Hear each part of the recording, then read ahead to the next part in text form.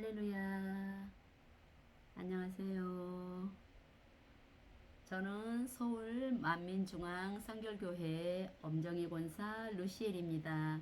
오늘은 십자가에도 세 번째 말씀을 전해드리겠습니다. 예수교 연합 성결교회 총회장님이시며 서울 만민중앙 성결교회 당회장님이신 이재롱 목사님께서 설교해 주신 내용입니다. 창세기 1장 1절 창조주 하나님 태초에 하나님이 천지를 창조하시니라. 디모데후서 3장 16절 모든 성경은 하나님의 감동으로 된 것으로 교훈과 책망과 바르게 함과 의로 교육하기에 유익하니. 하나님께서는 천지 만물의 창조주로서 스스로 계신 분이시며 전지전능하신 분입니다. 오늘은 지난 시간에 이어 성경의 저자가 되시는 하나님에 대해 증거하고자 합니다. 첫 번째, 하나님은 성경의 저자가 되십니다. 세상에는 그 수를 헤아릴 수 없을 정도로 많은 책이 있습니다. 그러나 사람에게 구원과 생명을 주는 책은 오직 성경뿐입니다. 성경에는 구원의 도구 하나님께서 인간을 왜 만드셨으며 인류 역사를 어떻게 이끌어 가시는지, 인간 경작의 시작과 결말에 대해, 그리고 천국과 지옥, 구세주이신 예수님, 사람의 본분 등에 대해서 밝히 말씀해 주고 있습니다. 그러면 성경은 누가 기록한 것일까요? 성경은 구약 39권, 신약 27권, 총 66권으로 이루어져 있습니다. 성경을 기록한 사람은 구약 26명, 신약 8명, 총 34명으로 알려져 있으며 구약이 1500년, 신약이 100년 더해서 1600년간에 걸쳐 기록되었습니다. 34명의 기록자들이 있지만 이들은 저자가 아니라 대필자일 뿐입니다.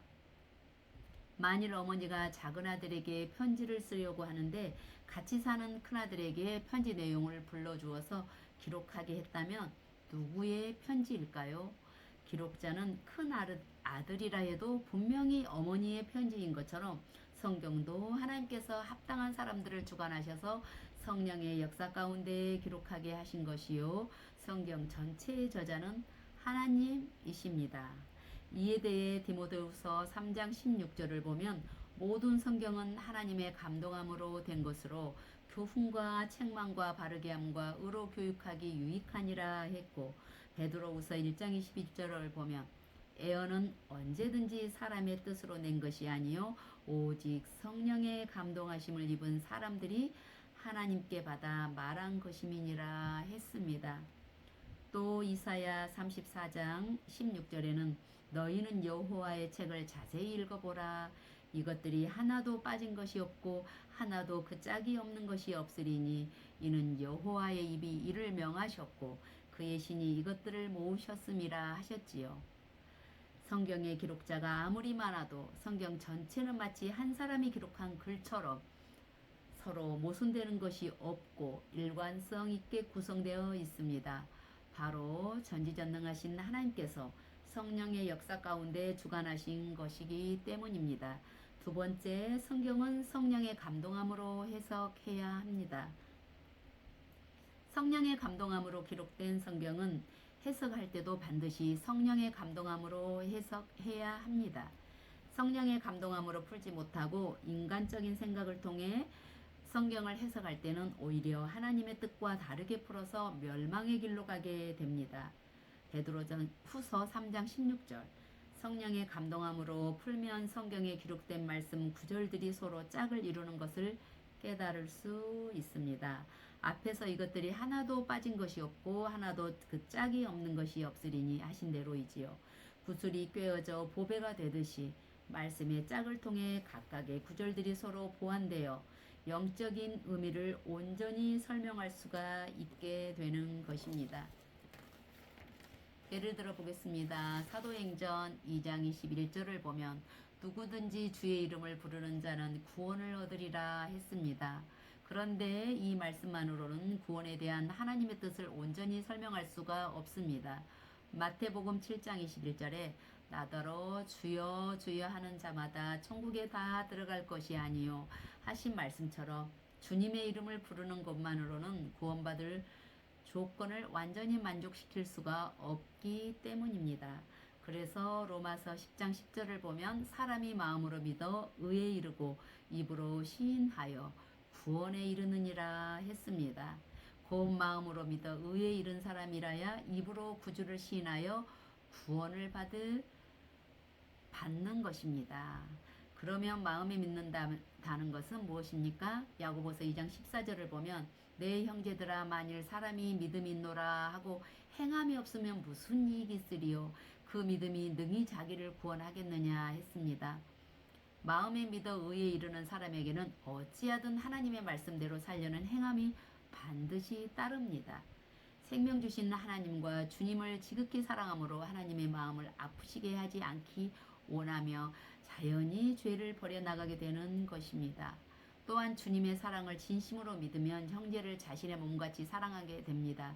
미워하고 시기하고 판단 정죄하고 자기 유익을 구하는 것이 아니라 섬기고 희생하며 구제하는 등의 행함으로 믿음의 증거를 내보이는 것입니다.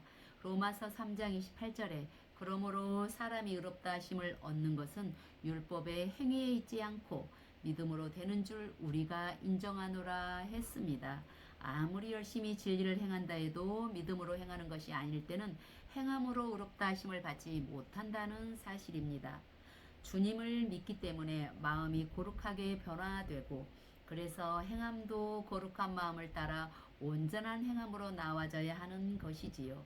그러니 마음에 믿는다는 것은 거룩한 행함이 나올 수 있는 거룩한 마음을 이루는 것, 곧 마음의 할례를 이루어가는 것을 의미하게 됩니다. 이렇게 마음의 믿음으로 마음의 할례를 해나가는 사람이 말씀대로 행하면서 입으로 주의 이름을 시인할 때 바로 그런 사람에게 구원이 임하는 것이지요. 만약 이런 말씀의 짝들을 알지 못할 때는 예수님을 구세주로 시인하기만 하면 구원받는다거나 마음에 믿기만 하면 여전히 죄 가운데 살아도 구원받는다 하는 등 진리를 잘못 알게 됩니다.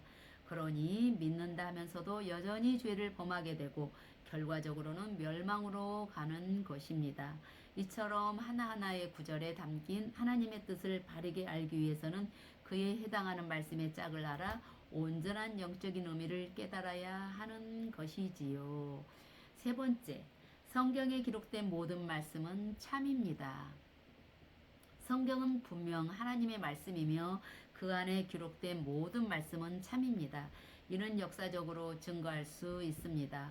구약 성경에 기록된 이스라엘의 역사와 주변 민족들의 사건과 등장인물, 장소, 관습 등을 보면 하나하나가 매우 사실적인 것을 알 수 있지요. 또한 지난 시간에도 언급했듯이 성경에는 많은 예언들이 나오는데 그 하나하나가 그대로 성취되어 왔습니다. 한 해를 들어 누가복음 19장 43절 44절에 보면 날이 이를지라 내 원수들이 토성을 쌓고 너를 둘러 사면으로 가두고 또 너와 및 그 가운데 있는 내 자식들을 땅에 메어치며 돌 하나도 돌 위에 남기지 아니하리니 이는 공고받는 날을 내가 알지 못함을 인함이니라 하셨습니다.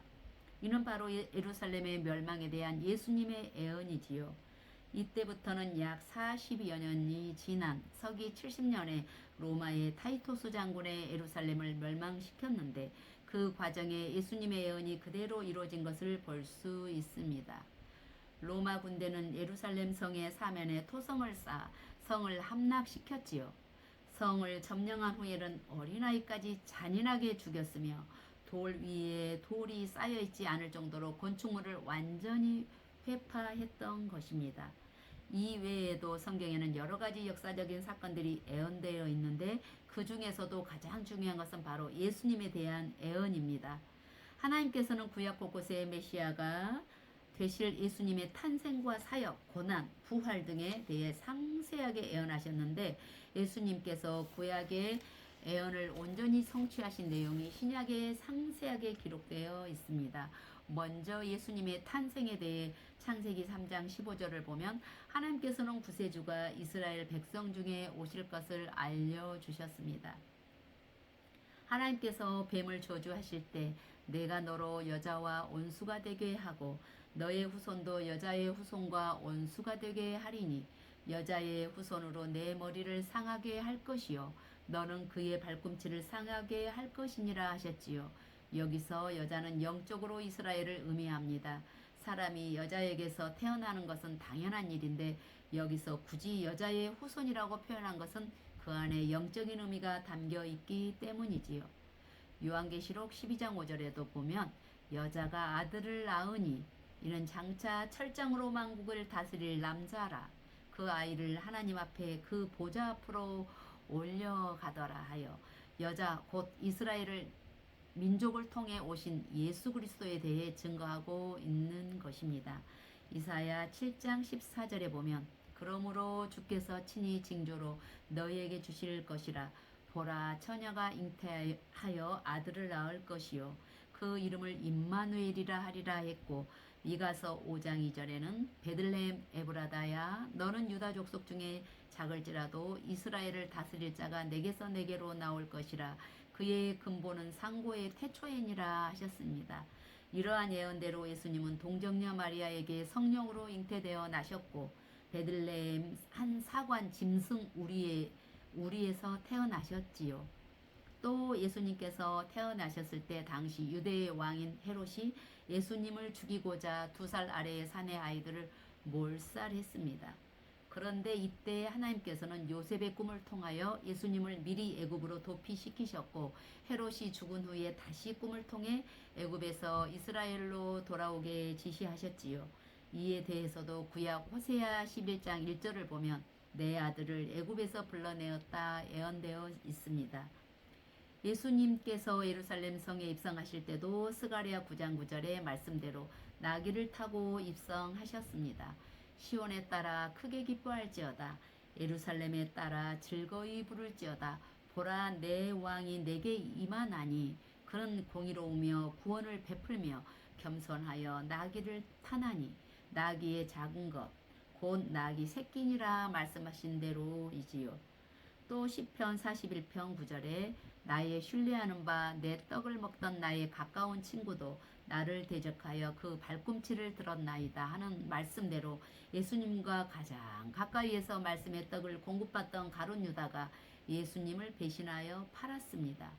스가랴 11장 12절에 내가 그들에게 이르되 너희가 좋게 여기거든 내 고가를 내게 주고 그렇지 아니하거든 말라. 그들이 곧 은 30을 달아서 내 고가를 삼은지라 하신 말씀대로 유다가 예수님을 판 값은 은 30이었던 것을 볼 수 있습니다. 그 외에도 이사야, 시편, 스가랴 등 구약 곳곳에 예수님께서 어떻게 고난 받으시고 어떤 무덤에 장사되실 것인지 그리고 부활 승천에 이르기까지 너무나 상세하게 예언하고 있는데 이러한 예수님에 대한 많은 예언들은 신약에 와서 그대로 다 성취되었습니다.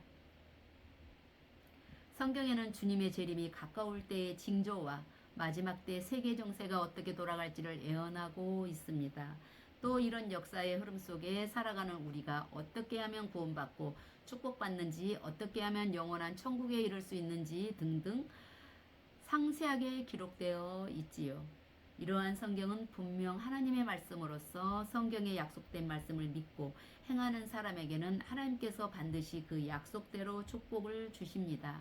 예를 들어 마가복음 9장 23절에 예수께서 이르시되 할 수 있거든이 무슨 말이냐 믿는 자에게는 능치 못할 일이 없느니라 말씀하신 대로 온전한 믿음 있는 사람에게는 능치 못할 일이 없습니다. 출애굽기 15장 26절 말씀대로 우리가 죄에서 떠나고 하나님의 계명을 온전히 지키면서 살 때는 어떤 질병도 임하지 않습니다. 계명대로 살지 못하여 질병에 걸렸다 해도 회개하여 하나님과의 제담을 홀고 나면 하나님의 능력으로 치료받을 수 있지요. 본 교회 이정아 집사님은 2002년 어린 딸 해나에게 이상이 생긴 것을 발견했습니다. 병원 진단 결과 고관절 농양으로 아이가 너무 어려서 수술하기 어렵다고 수술을 하더라도 장애가 발생할 확률이 크다는 것이었습니다. 이에 집사님은 기도, 충성, 감사하지 못하고 말씀대로 살지 못한 것 등 자신의 신앙생활을 돌아보며 중심으로 회개했습니다. 그리고 나서 당회장님께 기도를 받았는데 곧바로 아이가 온전해졌으며 다시 병원에 가서 검사한 결과 깨끗하게 치료된 것을 확인할 수 있었던 것입니다. 이런 간증만 보아도 분명히 성경 말씀은 참이며 전능하신 하나님께서는 성경에 약속하신 말씀을 반드시 보장하신다는 사실을 깨달을 수 있는 것입니다. 사랑하는 성도 여러분, 잠언 8장 17절에 보면 나를 사랑하는 자들이 나의 사랑을 입으며 나를 간절히 찾는 자가 나를 만날 것이니라 하셨습니다. 우리가 누군가를 진심으로 사랑한다면 기꺼이 그가 원하는 것을 들어주게 되듯이 하나님을 사랑하는 것도 하나님을 간절히 찾는 것도 결국은 하나님의 말씀인 성경 말씀을 믿고 그 말씀을 지켜 행하는 것입니다. 그럴 때 하나님께서도 여러분을 사랑하심으로 여러분의 기도에 응답해 주시고 만나 주시는 것이지요. 그러므로 하나님의 말씀인 성경에 기록된 모든 계명들을 힘써 행하심으로 하나님께서 그런 여러분을 사랑하사 항상 만나주시고 축복하시며 영원한 천국 새 예루살렘까지 인도해 드리시기를 주님의 이름으로 축원합니다. 감사합니다. 다음 시간에 뵙겠습니다. 사랑해요.